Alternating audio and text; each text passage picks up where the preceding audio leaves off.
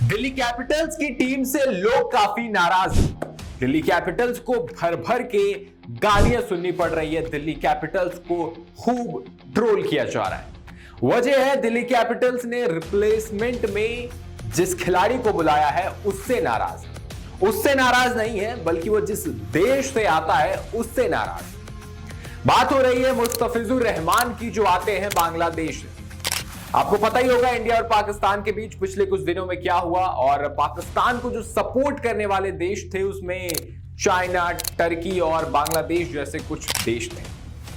तो अब अगर पाकिस्तान को सपोर्ट करने वाले देश हैं तो इंडियंस का गुस्सा आपके देश से होना तो जायज है और होना भी चाहिए, बिल्कुल होना चाहिए। कि टर्की को पता चल रहा है और बांग्लादेश को भी जल्द ही पता चल जाएगा।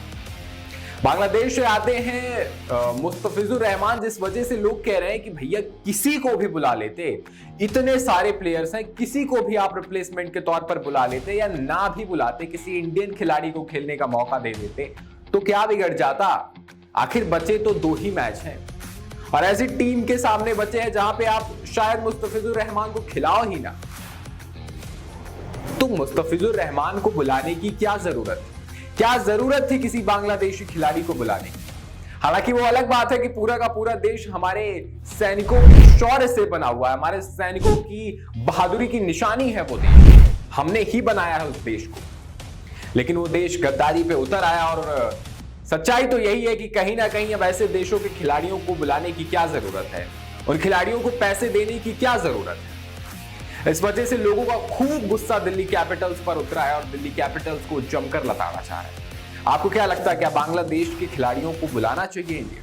इस पर आपकी क्या राय है हमें कमेंट में बताएं। वैसे आपको ये भी बता दें कि जो बचे हुए 2 से 3 मैचेस हैं जहां पर बहुत सारे विदेशी खिलाड़ी नहीं अवेलेबल होंगे, इस वजह से बीसीसीआई ने एक नया रूल बनाया है कि जो बचे हुए मैचेस हैं, किसी के 2 किसी के 3 जो बचे हुए मैचेस हैं उनके लिए आप रिप्लेसमेंट बुला सकते हैं।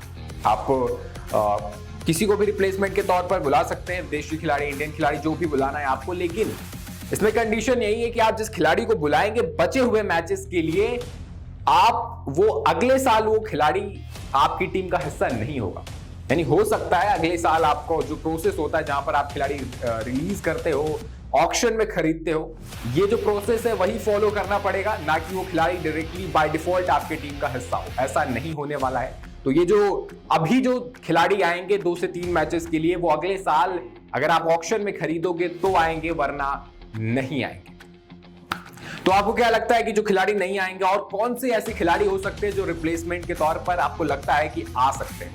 क्योंकि England, Australia, south Africa, New Zealand, यहाँ के खिलाड़ियों का आना थोड़ा सा मुश्किल है। खासकर वो खिलाड़ी जो इंटरनेशनल क्रिकेट खेल रहे हैं अपने देश के लिए, जिनका जो सेंट्रल कॉन्ट्रैक्ट का हिस्सा है, वो खिलाड़ी शायद ना आए।